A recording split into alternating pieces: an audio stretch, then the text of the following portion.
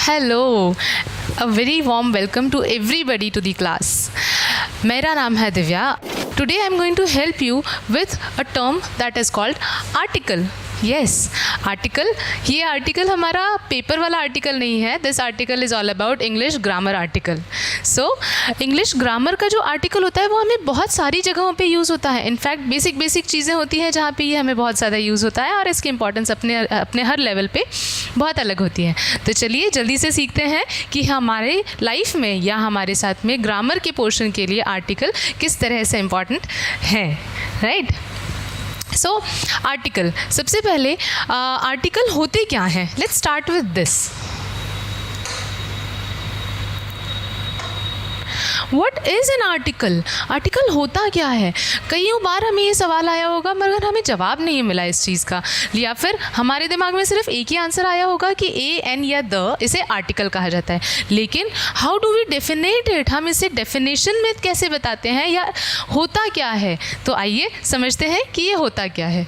N article is a word use to make something clear in a sentence. किसी भी बात को clearly कहना या कोट करना, उसके लिए हमें आर्टिकल बहुत ज़रूरी होता है। इसी पे आगे बढ़ते हैं। अब हम इसी पे आगे बढ़ते हैं और क्वेश्चन क्या है हमारा कि फैमिली ऑफ आर्टिकल क्या होती है? कभी ये चीज़ दिमाग में आई भी थी कि आर्टिकल की भी एक फैमिली होती है?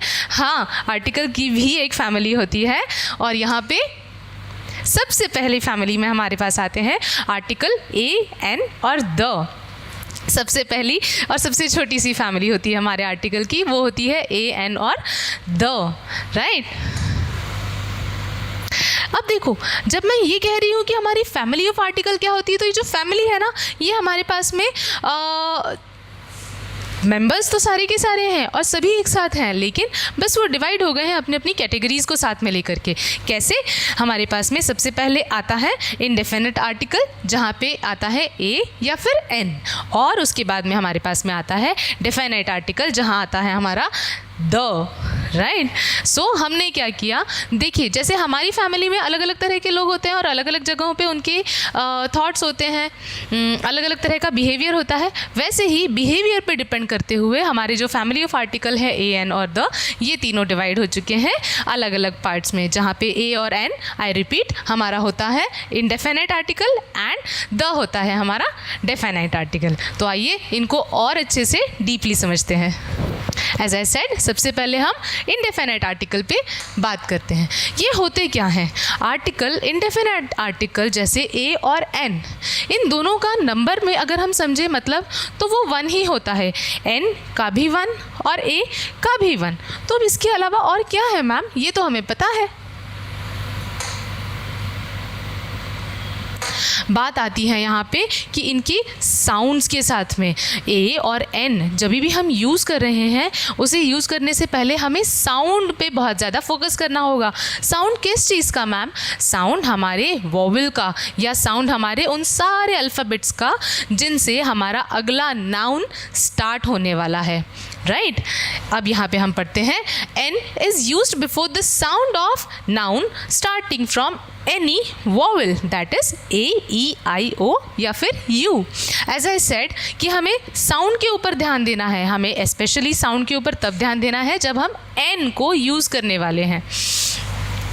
एन को हम कब यूज़ करेंगे? जब भी हमें एक ऐसा नाउन मिले जिसकी आवाज़ में हमें आता है ए ई आई ओ या फिर U. For example, an apple, an ice cream, an owl, an umbrella. Right.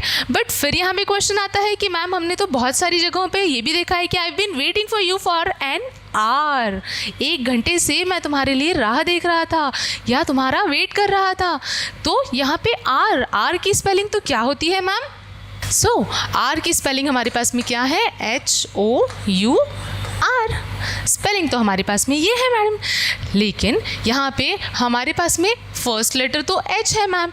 Now as you are saying कि हमें फर्स्ट लेटर पे ध्यान देना है या हमें उसके साउंड पे ध्यान देना है, तो हमारे पास तो कोई भी वॉवेल से स्टार्ट होने वाली चीज़ नहीं है। ए ई आई ओ यू में से कुछ भी यहाँ पे स्टार्ट नहीं हो रहा है, ये तो कॉन्सोनेंट है। लेकिन यहीं पे हमारा कॉन्ट्रडिक्शन काम करता है, और वो contradiction is nothing but sound. That sound are, When we write a, we write it in Hindi like this. R.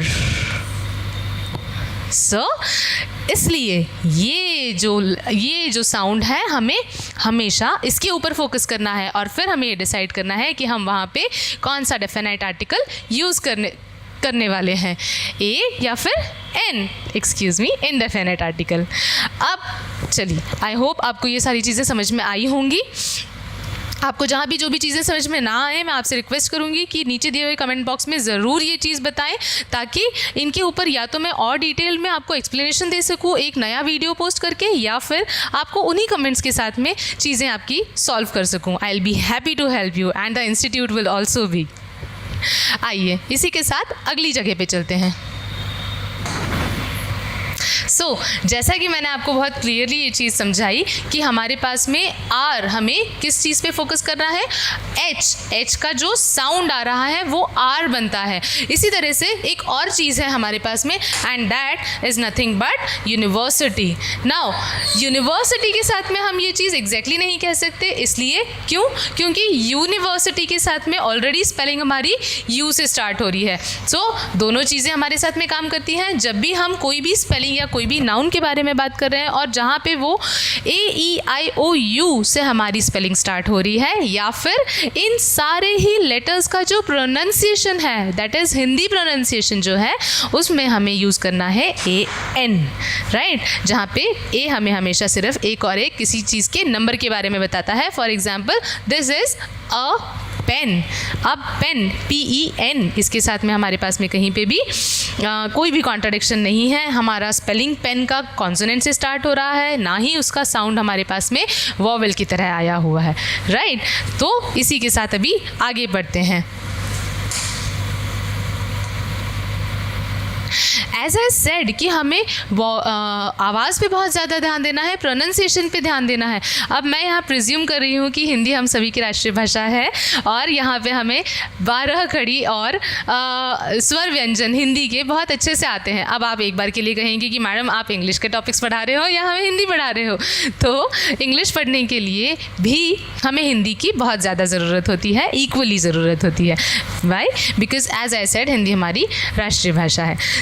जहाँ पे मैं थी कि हमें इनके प्रोनाउंसिएशन पे काम करना है या इनकी आवाज़ कैसे आती है वो देखना है।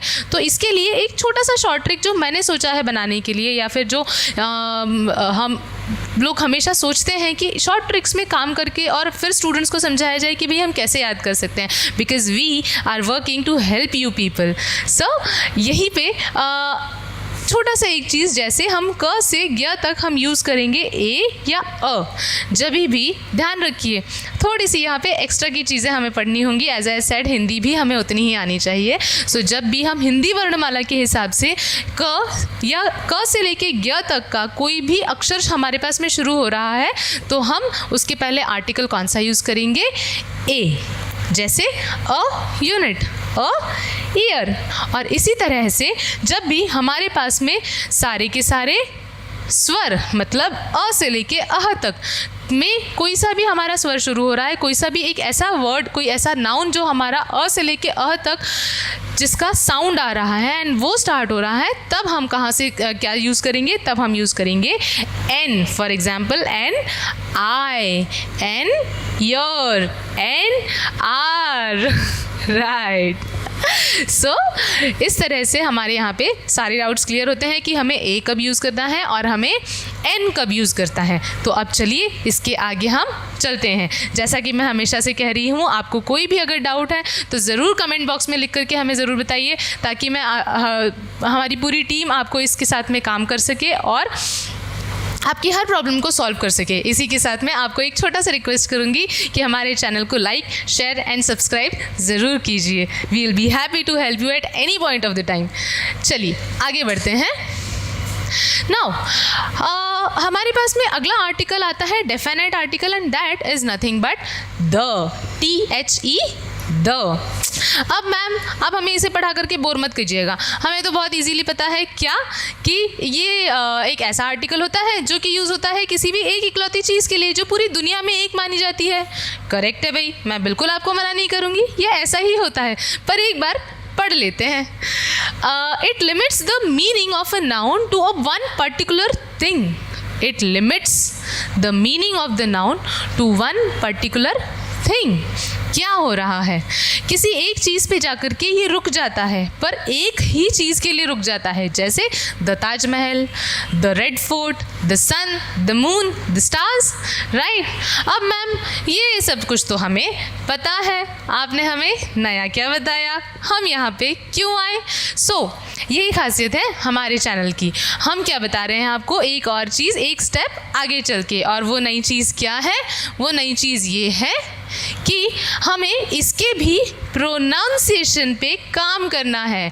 एज आई सेड, यही एक यूनिक फीचर है जो हमारा चैनल यूज़ करने वाला है. हम जब भी आर्टिकल पढ़ रहे हैं तो हमने आज आर्टिकल में कहीं पर भी सिर्फ ए एन और द नहीं पढ़ा, लेकिन हमने काम किया है इनके प्रोनाउंसिएशन पे. तो इसी तरह से द के प्रोनाउंसिएशन पे हम काम करेंगे.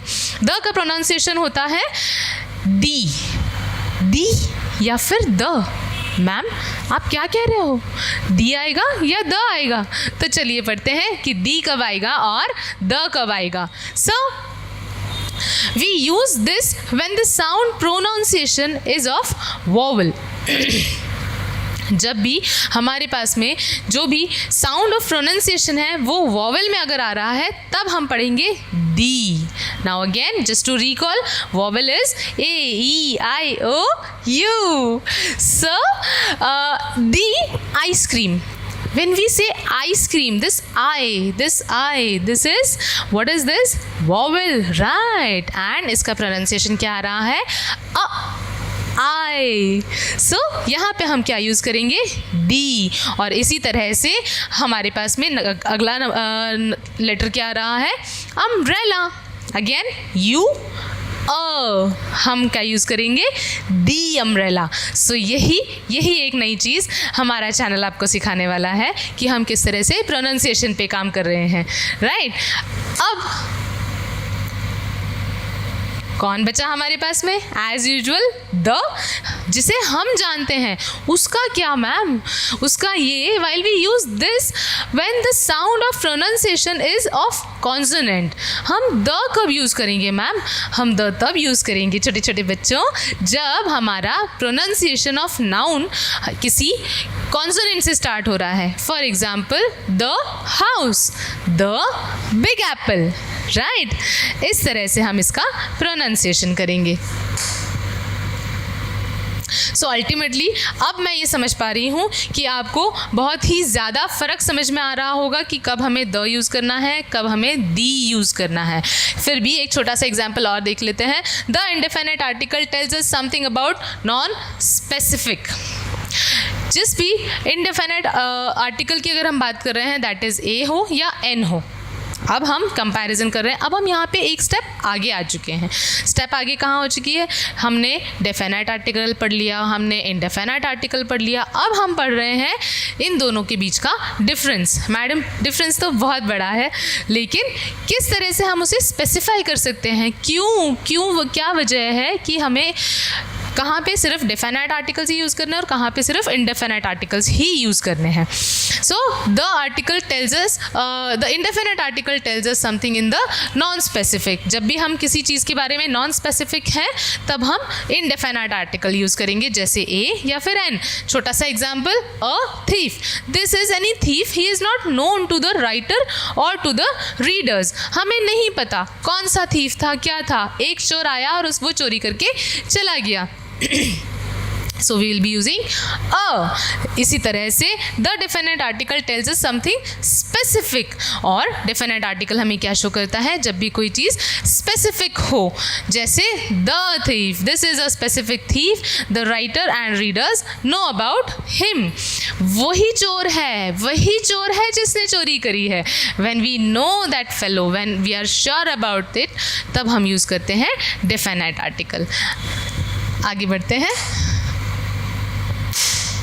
सो इसी के साथ मुझे ये आशा है कि मैंने बहुत अच्छे से कोशिश करी है कि आपको बहुत अच्छे से मैं आपको आर्टिकल समझा सकूं, उन दोनों के बीच का डिफरेंस समझा सकूं और एक एक अच्छा सा एक्सप्लेनेशन दे सकूं इन आर्टिकल्स को यूज़ करने के लिए।